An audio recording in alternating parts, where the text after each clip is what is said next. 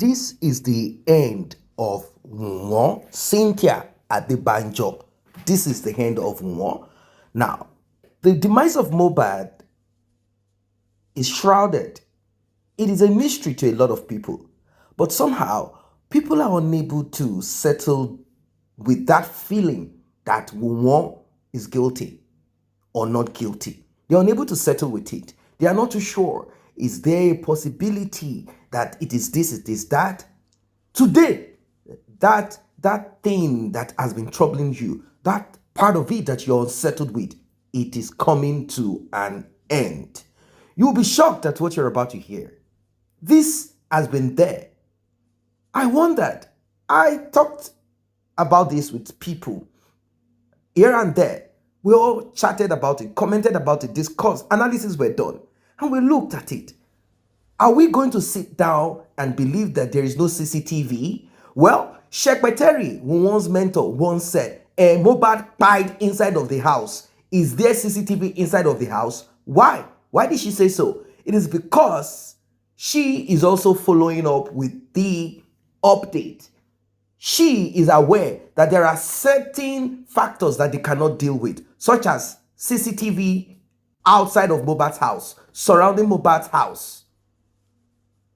This, they do not know how to convince such persons or threaten such persons that have CCTV directly facing MOHBAD's house.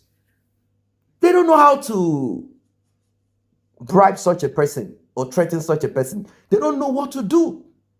So she came out to say, at the end of the day, even if CCTV is found showing what might have happened from outside of the house, the time frame when MOHBAD passed away, you will still not have the one that shows when MOHBAD died. And that one is the one that the judge is going to look at to decide if WUNMI or who is guilty. But ladies and gentlemen, Shekpeteri, Queen Mother, Iyabojo, WUNMI, and the rest of those goons that were there present when MOHBAD died, all of them, they are in for a shock. I think now WUNMI will be trying to see how to escape from wherever she is to wherever she wants to go to. Yes, because right now, it has been established clearly that MOHBAD died much earlier. Much more earlier. Yes, like seriously. They had kept the body of MOHBAD for much earlier. You'll be shocked at what you're about to discover. Now, this information has been there. MOHBAD's father's team refused to work upon it. And not just MOHBAD's father's legal team. Of course, MOHBAD's father's brother. Out of this empty pride, they want to be the one to, okay, hand it over to us and then let us carry on. You gave this information, stay off and let us interview the person that has the CCTV before we now get this and that. No. That is not how to go about it. But today, I want to tell you that we have gotten to where we are supposed to get to. You'll be shocked. CCTV of what happened prior, during, and after. You'll be shocked. In fact, how they tried to hack whatever they did, it came to zero. Let us get right into it. You'll be listening to Yomi Fabiyi, who had done underground job and escaped outside of Nigeria because of threat to life, even from certain group of the Nigerian police force. ẹ̀yin lẹ́ni message Westo bóyá kí Westo tún nǹkan tó sọ. ẹni tó pè yín yẹn ẹni tó pè wọlé tó ní pé òun fẹ́ kẹ́ fóun ní email address MOHBAD ní pé àwọn máa ó yẹ yín nǹkan tẹ́ni ẹ̀ ń tọ́ láti sọ ní pé òun fẹ́ lọ hack ìntẹ́mi dẹ̀ ti pariwo fún gómìnà Lagos State òun ní pé èyí tó fi ń wò pé bóyá táwọn kan rò pé bóyá fídíò wà lọ́wọ́ Yomi kọ́ bá ti yanjú Yomi wọn nílé rẹ̀ ní gbé jáde mọ́ wọ́n á lè clear ibi tó wà. No, hackers can have access to that stuff because it's on iCLOUD. Hey, do you understand? Developer to call MOHBAD. She ain't get me. It's just to get the developer and get a court order. Go officially call lift here. Why you go so pé sí olórí ẹbí? Ilé ni ẹ ń bá wí ni èmi kọ́ ló sọ. Àwọn èmi ò lè publicly support hacking. but the fact remains that òótọ́ tó wà bẹ́ẹ̀ tí gbogbo yín láti fọkàn balẹ̀ ni pé àwọn hackers wọ́n lè ti ní access sí fídíò yẹn lọ́wọ́lọ́wọ́ báyìí ìdí tó bá dẹ̀ bọ́ síta Mr. Lati mi ò lè parọ́ fún yín nǹkan máa bàjẹ́ gan mo fi ọlọ́ba búra gómìnà ò gbọ́dọ̀ rí ohun tó ṣẹlẹ̀ nílé Mohbad yẹn àfi tẹ́ni yẹn kó ní tó ń jorí ahun kò ní sọ pé gbogbo àwọn tó wà nílé yẹn they have case to answer. So possibility wà kí fídíò yẹn jáde àbí ilẹ̀ sọ.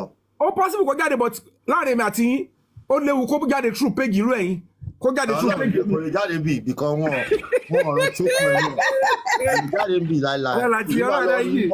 So kò lè jáde bí báyìí láíláí. Ṣé yóò sọ wípé àwọn tó lè gbé jáde international journalist lè gbé. Kò lè jáde látòrí bí látọ̀dọ̀ mi kọ́ ló ọ̀dọ́ yín ló ti máa jáde ibi kan yín. Ṣé ibi tí mo ìwà lẹ́nu ẹ̀ bó ti ràn tán international journalist wọ́n lè gbé media house lè gbé wọ́n máa ṣiṣẹ́ wọ́n máa láti rò dáadáa ṣé ń gẹ́tì kọ́ mọ̀ sọ because láàrin èmi àti ohun tó lè fà kó yẹ kó tó bá bọ́ sórí social media àwọn èèyàn ní dúró de ìdájọ́ ọlọ́pàá mọ́ wọn ní dúró de ìdájọ́ ìjọba mọ́ wọ́n máa put law into their hands ó dẹ̀ lè affect ọlọ́pàá náà ó lè affect ìjọba ó lè jẹ́ nǹkan tó bá ó lè túlù because àwọn èèyàn tó bá ti realize pé ọlọ́pàá tọ àwọn dé stage kan people can get unnecessarily angry and like no this is nonsense báwo lè ṣọmọ èèyàn báyìí torí pé láàrin èmi àti yín òkú ni wọ́n gbé lọ sí hospital ẹ̀rọ ìmájì kó jẹ́ pé àti gbogbo àwọn tó wà nílé ẹ̀dẹ̀ pàdé àpòpọ̀ ẹ̀dẹ̀ ní kẹ́ máa ru òkú lọ pẹ̀fẹ́ lọ dóòlà ẹni tẹ́ mọ̀ pé tó ti kú for a long time. Ayọ̀mí ẹ má bínú sà ẹ ká sọ ẹ jẹ́ kí n interrupt yín bí tẹ́tí sọ̀rọ̀ òkú lọ gbé lọ hospital yẹn tá a bá rántí driver tó gbé wọn lọ wọ́n ti wá mẹ́rin látàrọ. ó fọwọ́ ẹsẹ̀ Mohbad ó ní ẹsẹ̀ yìí ti tutù. ó sọ síta bẹ́ẹ̀ àbí. wọ́n ti statement yẹn. you see. ó lẹ́sẹ̀ yẹn ti tutù aṣáná ìwọ fúnra rẹ̀ sọ fún mi pé driver yẹn gbà tó fọwọ́ kan ẹsẹ̀ Mohbad lẹ́yìn pé ó ní this guy is cold already. ó jọ kí ẹ ti statement yẹn ò bá jáde lẹ́nu ẹ̀ sí mi. ayé yàda ìyá mi mọ́mí yé. ó ní dá fún ẹ. mọ́mí yé. mo lórí burúkú ọmọ yìí.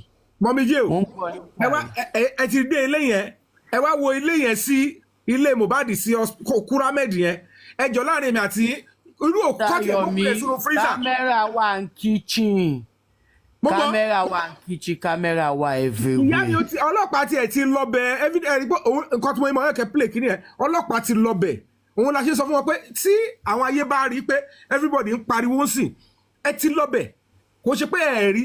Mr. Yomi o kí ni outcome assembly tẹ lọ kí ni whatness kí ni outcome ẹ. Mr. Bọ́dàlàtí Mr. Yomi ẹ hold on sir Bọ́dàlàtí Mr. Yomi please hold on Bọ́dàlàtí ẹ má bínú ẹ má interrupt wọn èmi kàn á dìmọ̀ ẹ jẹ́ kó parí nǹkan tó ń sọ yẹn lọ kẹ́ tó sọ̀rọ̀ assembly ẹ ń sọ̀rọ̀ pé òkú lọ gbé lọ hospital ẹ má bínú ẹ continue sir. exactly kọ́kọ́ béèrè lọ́wọ́ wọn ni pé tó bá jẹ́ pé lóòótọ́ ni nọ́ọ̀sì fún Mohbad lábẹ́rẹ́ tó wá kú ó kú mọ́ lọ́wọ́ pé ọlọ́pàá pé àmọ́ bí lè yẹn ṣẹlẹ̀ èèyàn kú o sọ fún yín báwo ni nọ́ọ̀sì ṣe lọ léńjọ́ yẹn. èmi ráwọn nídùú kan àwọn syringes kan táwọn ọlọ́pàá wa kó. mi tiẹ̀ mọ̀ wọ́n sọ fún wa kó wà. ó yẹ kí n dìde kí n wọnú yàrá Mohbad níjọ́ yẹn kí n wo nǹkan tó ń ṣẹlẹ̀ mo kàn rí àwọn ọlọ́pàá yẹn tán kó kinní kan wọ́n fẹ́ fọwọ́ kó mu náà ẹ gba glove kẹ́ fi kó nǹkan yìí náà ẹ wá kó evidence ẹ̀yin tún fẹ́ fọwọ́ tí DNA tí yín máa wà lára ẹ̀ náà. ẹ mọ̀ pé torí wọ́n ti embalm òkú Mohbad so DNA lórí òkú Mohbad ó ti yẹ yín kókó bẹ̀ ní pé ṣé ń gbọ́dọ̀ mi nǹkan tí a máa kọ́ bẹ̀rẹ̀ ni pé. Karimo orí bọ́ ṣe lọ exhume body náà ní tọ́ lọ fi Sienna exhume body tó yẹ kán gbé ambulance lọ síbẹ̀ kan yọ pósí rẹ. ẹ jẹ́ ká sọ̀rọ̀ ẹbí kò gbádùn ẹbí ìyá ẹbí bàbá tọmọ ẹ ti jáde kan wọ́n gbádùn jọ ṣé wọ́n fún wọn lówó wọn mọ bó ṣe ń náwó ni ṣé mi ò mọ èmi kò bí mo ṣe ní pé ẹbí mi ṣe kìíní rẹ ẹbí bàbá mi ṣé mi lẹ́bí bàbá ni tí tẹ́bí ìyá bá tiẹ̀ ya wèrè ṣé mi ìwọ̀n ẹbí bàbá tí mo ní ni èèrà kan kò lè rí anybody nínú wa bí Jùmọ̀kẹ́ ṣe ń dájà lẹ́tọ̀ yìí a máa dúró tira wa ni. ẹnu èèyàn lèèyàn fi ń kọ méje náà. of course because at the end of the day. gbádùn ẹbí bàbá ẹbí ìyá gan ò gbádùn. ẹdẹbẹ nọ́ọ̀sì lọlé Bísàlàtì wọ́n ní nọ́ọ̀sì gún ọmọ lábẹ́rẹ́ kú ó lọlé kò sí bó ṣe fẹ́ rí tí àbúrò bá tiẹ̀ lè bu nọ́ọ̀sì so nọ́ọ̀sì tí ẹ̀ mọ́lé ẹ̀ tẹ́ ẹ̀ mọ hospital tó ti wá tẹ́ ẹ̀ mọ̀ pé ẹni tí ó kú yìí oríṣiríṣi èèyàn ló ń wá tó fẹ́ gbẹ̀mí ẹ̀.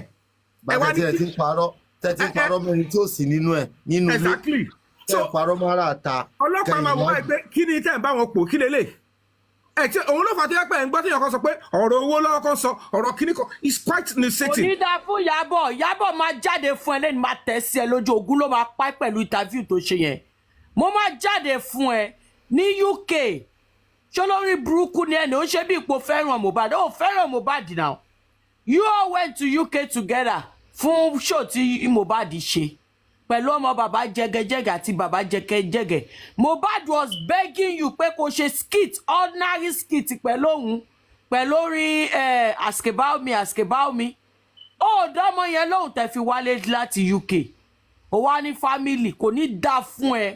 èyí tó tiẹ̀ fọ́ ni àwọn family ló fún ẹ lọ́rọ̀ sọ you ignored him he was begging you to just do ordinary skit with him pẹ̀lú orin ask about me àtàwọn ọmọ bàbá jẹgẹjẹgẹ tí gbogbo yín jọ lọ you turned him down.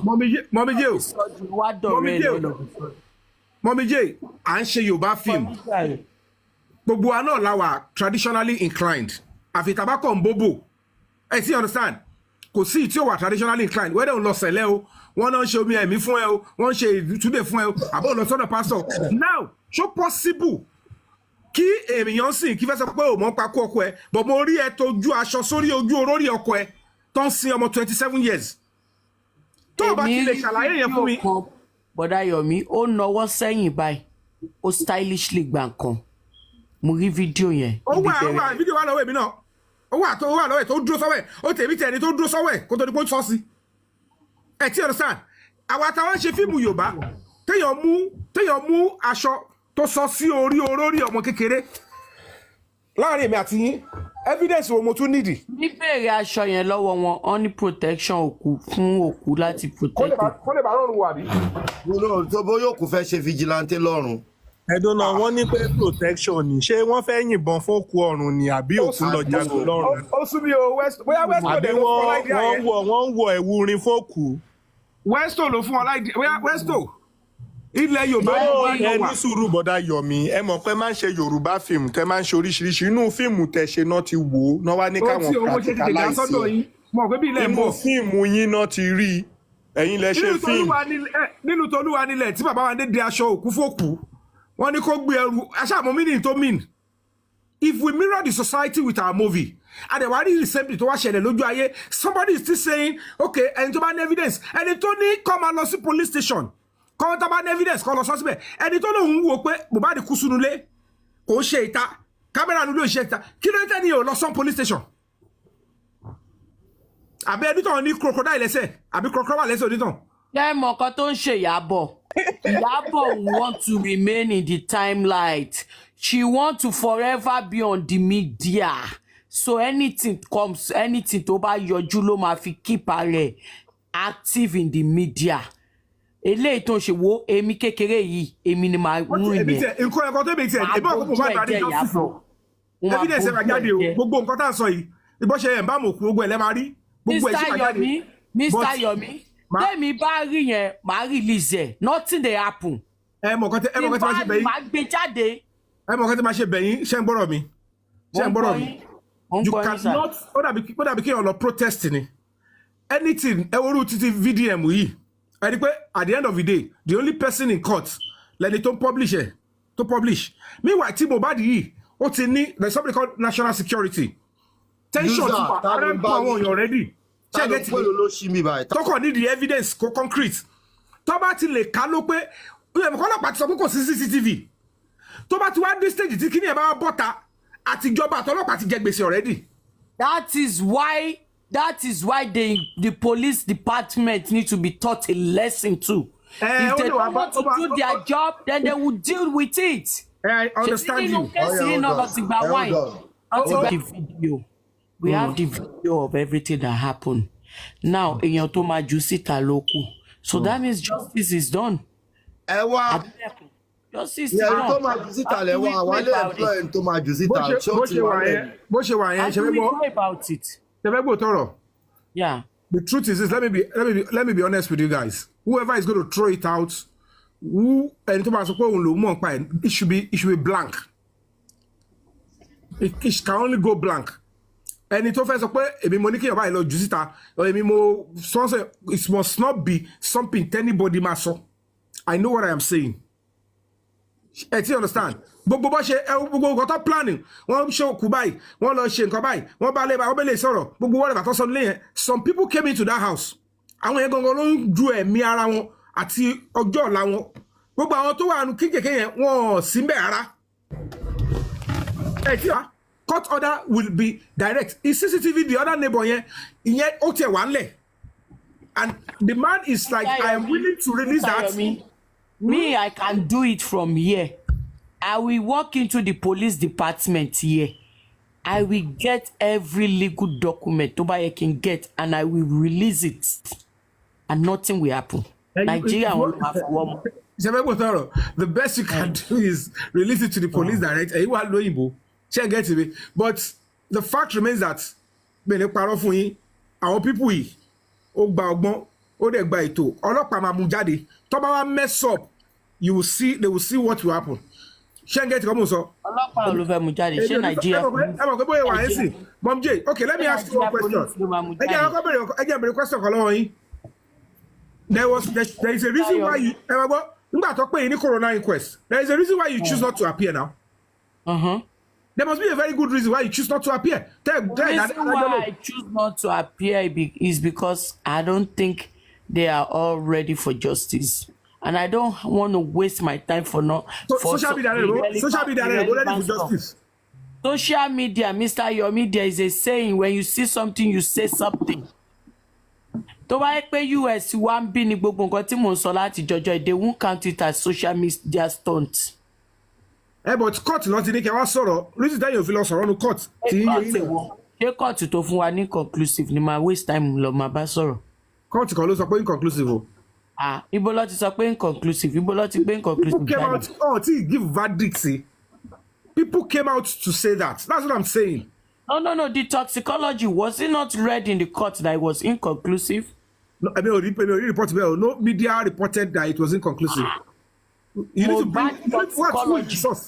No, I don't want toxicology. No, there was no way they cannot call it inconclusive. It's a full report. Mr. Yomi, it was read, it was pronounced in the court now. Or am I the only one knowing it? No. Mama. Yeah, Mom J. This is it. When panelists talk where Joeba mi sọ̀rọ̀ now. Emma me when you go to Tobashi toxicology, they invited them to come and read the results. I bet me the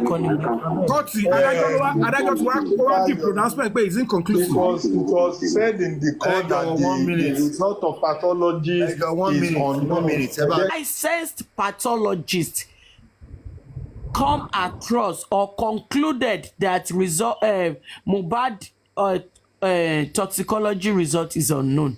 What do you mean by unknown? It's something to really answer fún tó bá ṣe tó bá carry out there to get there, then you use another approach, then you will sit down 2, 3, 4 pathologists will sit down and say, okay, kí ni wọ́n get wrong in me by kí ló dé tí wọ́n get the results, then you will reapproach it again. Toxicology tí ìjọba lọ ṣe wá sí wọn ló mọ wọn ti discarded dànù. It was when they said it was unknown. That was what prompted Baba to say he wants his own private toxicology. I agree, what I'm saying is Mr. Yomi, there shouldn't be a need or a reason for a second toxicology if the same Lagos state government were able to give Nigerians, and we are able to give, even while MOHBAD was in debt, the dead want to know the reason for their debt. No, Mom J, it's very established. When you go to court, they about tender evidence or anything, exhibit, it must either be admitted or refused. Mr. Yomi, this result was read in the court. I'm not talking, they can read it. Was it, Westo, we are legally inclined. Was read by a pathologist in the court now. A pathologist was present at the court. Mr. Yomi, the magistrate to receive the report from the pathologist, and what was recorded by the magistrate is that the cause of death is not known. The cause of death is not known in the result of the toxicology, leading to the further investigation by the family, private investigation, which is yet to come. Now, what the court recorded is that it is an inconclusive result. That is what the court recorded. Do you know the craziest thing? The pathologist advised to test further, but they didn't do that. They didn't do that before they came to announce to Nigerians. Now, Mr. Yomi, what do you want to know? What do you want to know now? That whether the court accepted it or not. Was he admitted or it was rejected? If it was not admitted, now. it was admitted in the court, but the family rejected it. Result. Mr. Loba rejected it. Hence why he proceeded to do a private toxicology by himself. Okay. Oh, that's good. Now advice for further test for clarification. Second opinion, right? Is this second opinion? Yes. He said that he will advise a further clarification on this and this and this. Saying no, they don't want to take it. Imagine. They don't want to take it. They don't want to take it. Imagine. And it's quite sad because the only thing evidence that we need is toxicology, forensic evidence, video evidence, or though digital is not really going to be working here, except probably for phone forensic. But we need confession. If we don't get confession, we need video evidence, which is the CCTV, and then either toxicology. Mr. Yomi, I don't know. I will go back to your question. I, Karimo Togunbayo, I will rather present myself in a court. I will love to present myself in a court where I know that before I step into that court, I will get justice. I would rather present myself in such court, in such sitting, than a court where I know that Sakama J no Lomashi. I won't waste my precious time and you almost believe that the corona inquest is more like a stage stuff. I'm not talking about the corona inquest right now. I'm talking about the judiciary system as in a whole. A trial court. A trial court. Everything that has to be a fact-finding court is not a trial court. I'm not separating them. I'm putting them together. Everything that has to do about justice, that has to do with justice right now. Because I'm not convinced. So I will not present myself in such place because, you know, I know what I carry. I know what I believe on. Teba she lab result. Teba USCNS. USCNS. O ma sọ fún yín, o ma jẹ́ kẹ́ mọ̀ iye ìròyìn colony tó ń grow nínú urine sample yẹn. But tí final result bá jáde, á jẹ́ kẹ́ mọ̀ pé bóyá E. coli ló ń grow nínú ìtọ̀ yẹn. Then á jẹ́ kẹ́ mọ̀ irú antibiotic tẹ́niyẹn lè lò. Bẹ́ẹ̀ ni àbí bẹ́ẹ̀ kọ́. By the third day, by the first day, second day, ó máa jẹ́ kẹ́ mọ̀ iye colony tó ń grow. By the third day, ó pẹ́ jọjọ́ kẹta 72 hours, ó máa jẹ́ kẹ́ mọ̀ final results. Some doctor will prescribe antibiotic tẹ́ bá ti mọ̀ pé colony ń grow. Kò ní wait for final result. But some doctor will wait for the final result before they prescribe antibiotic to such patients. Mo parọ́ àbí bẹ́ẹ̀ kọ́. So now there was an inconclusive result accepted. And there was an advice to test further. So why did you bring that inconclusive result to your people? Kò ṣe òun ló bá ṣèdájọ́, ó máa advice Ministry of Justice náà ni because the corona inquest is under the Ministry of Justice. A ti ń ṣe ìwádìí la fẹ́ ṣe kéèsì yìí. A ti rí gbogbo testimony àwọn tó pè. A ti rí witness tí ọlọ́pàá invite. A ti rí ó ti copy ẹ̀ wá fún wa. Ṣùgbọ́n ibi ó dàbẹ̀ pé nǹkan kan báyìí ni ó ṣẹlẹ̀. A fẹ́ kẹ́ ṣe àyẹ̀wò ẹ̀jẹ̀ ká lè mọ̀ ẹni tá a máa fi ojú ẹ̀ sọ. That is what the corona inquest is all about. So kò ń ṣe corona inquest ló máa sọ pé ẹni báyìí ló jẹ̀bi. Ó lè witness ní gbogbo àwọn tó ń pè wá. Until tó bá advice DPP. No ma check so okay nǹkan báyìí ni okay this is who we want to charge. No ma check advice ẹ̀sùn báyìí la fi kàn ní báyìí ẹ̀sùn mẹ́jọ la fi kàn ẹ́ ìwọ lágbájá ẹ̀sùn mẹ́ta la fi kàn wọ́ Meanwhile, the toxicology only limits tó lè fi hàn wá. Kò lè fi hàn wá. Ẹni tó embam. Kò ní fi hàn wá.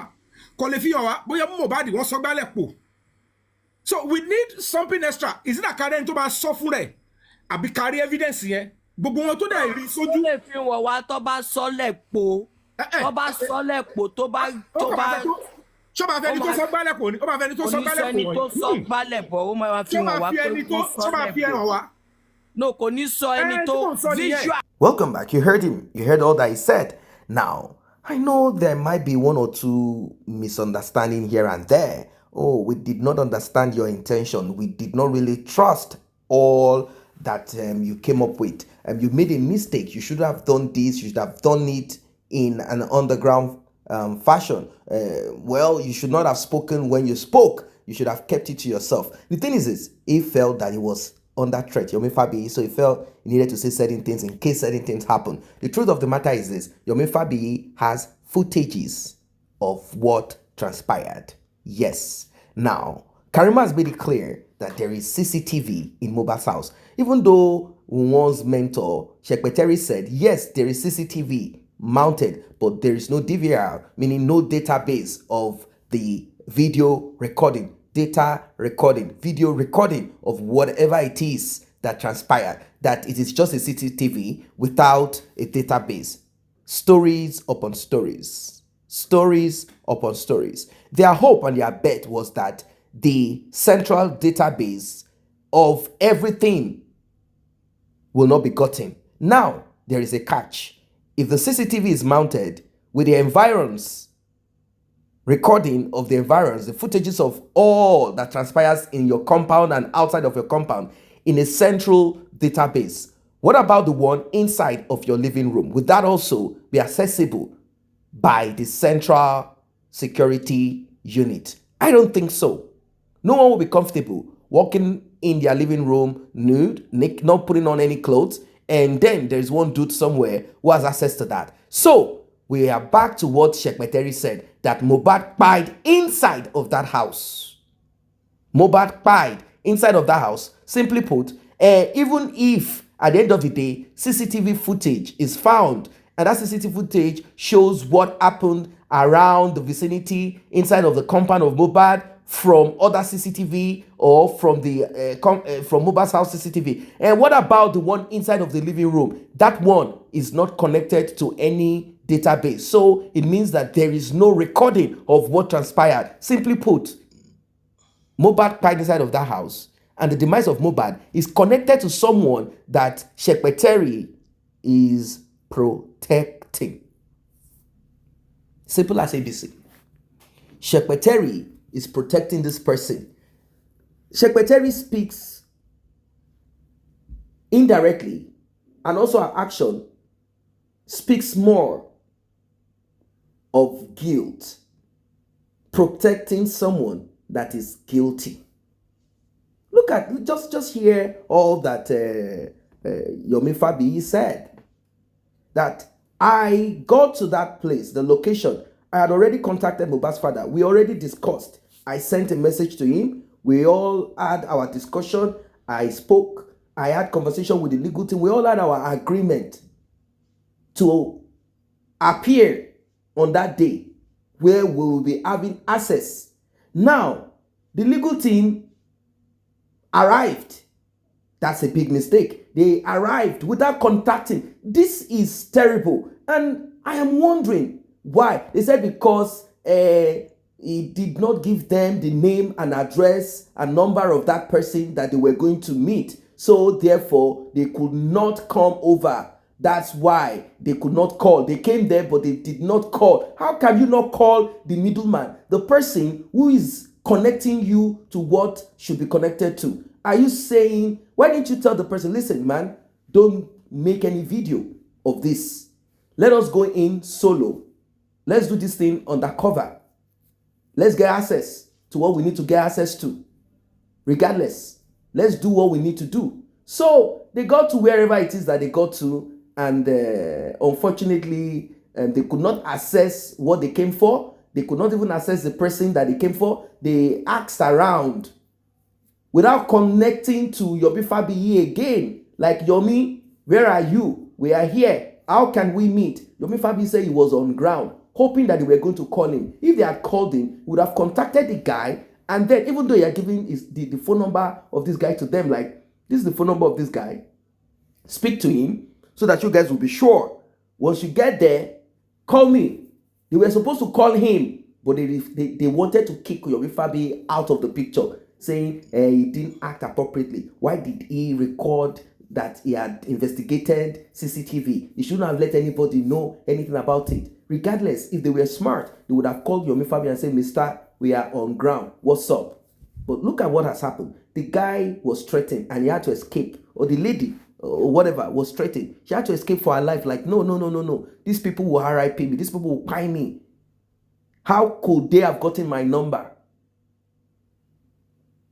And eventually, he said, send me the number of those that threatened you. Let us find out.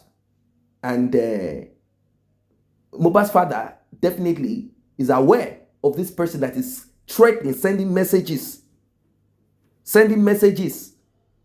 So one will wonder, are they really interested in getting justice for Mohbad? Or they want to get it in their own way? Let it be that it is through we. Even though they have no means to do. Is it not Mohbad's father's legal team that is supposed to do this investigation? Was it supposed to be just Yomi Fabiyi from nowhere join Justice for Mohbad to get justice by taking of CCTV? The lawyer of Mohbad's father that is just collecting public fund. It is so absurd. It's not Mohbad's father that is funding this thing. He has no money. Even the guy in America, how much has he put into this Justice for Mohbad? That's Mohbad's father's brother, the Muyiwa guy. How much has he put into it? Compared to how much the public have put into it. So we are asking, how come they felt they should kick off one person and then move in? Because the person didn't give you name. How can you say they should give you name and address when the person that wants to release the information said, look, my safety is important. Don't give my name, my identity or anything. We are going to do this thing codedly. And it will be extracted. So you guys can check the footage to see what happened. They refused to carry Yomi Fabiyi along. Yes, to a certain extent, like I've said before, Yomi Fabiyi might have made certain mistakes, but he did because he felt if he didn't say what he's saying, the way he's saying it,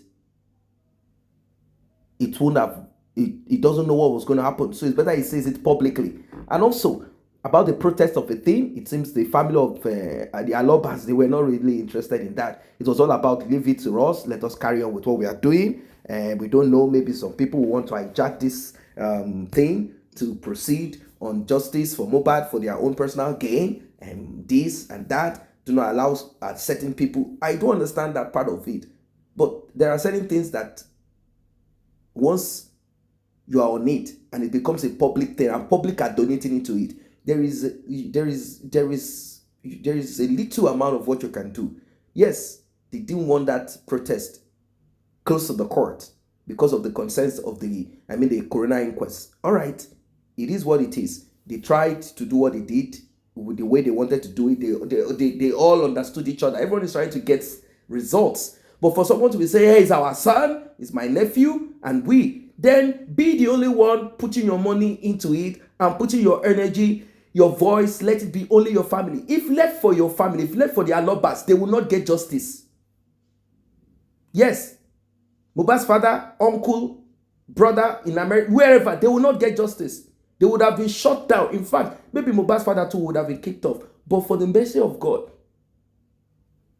drawing the hearts of a lot of people out there, bringing them in selflessly, putting their money, time, efforts, emotion into it. That is the reason why this is happening. If not, there is no family of the Alobas that can get justice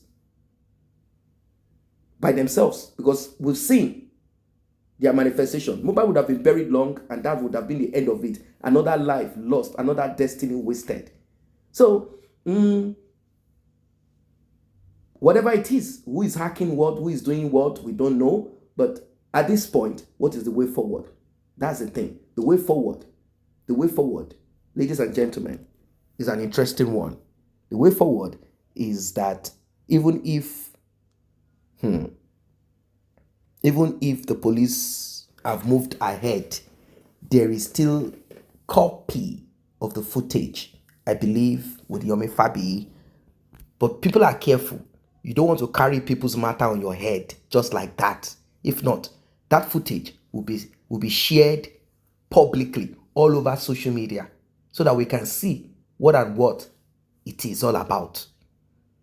The truth is this. All that is said about the demise of MOHBAD, I'm talking about those 15 people with MOHBAD, all what they said, they are all lies from the pit of hell. From the pit of hell. All what they said, all of it, lies upon lies upon lies. Everything lies. If you are surrounded by dangerous friends, envious friends, frenemies, if you are with a woman that you are not supposed to be with a man that you are not supposed to be with, and you know, you've seen the telltale signs, but you refuse to cut ties with such person, you might end up 6 feet like MOHBAD. It's time to do the needful. It's time to do the needful. And what is the needful? Get yourself away from such person. Maybe you've not learned any lesson from the demise of MOHBAD. Maybe you have not learned. Maybe you have not learned. Maybe you have not learned. Because, well, I don't know what your own thoughts are as regards it. Maybe you have not learned something. Well, I don't know. I believe that those that are really following this story so far, they must have learned one thing or the other from it. I believe strongly that some footages of that CCTV will really help in unraveling the mystery. The time frame. Once the time frame, footages, actions and activities of everyone involved, plus their so-called statement at the police records and also at the coroner inquest. Once it has been established that they are all liars, then this will go to the trial court. WUNMI and the rest of them must go to jail. The truth of the matter is that WUNMI knows, and all of them knows, that MOHBAD has spied before they brought the nurse. MOHBAD was no longer alive.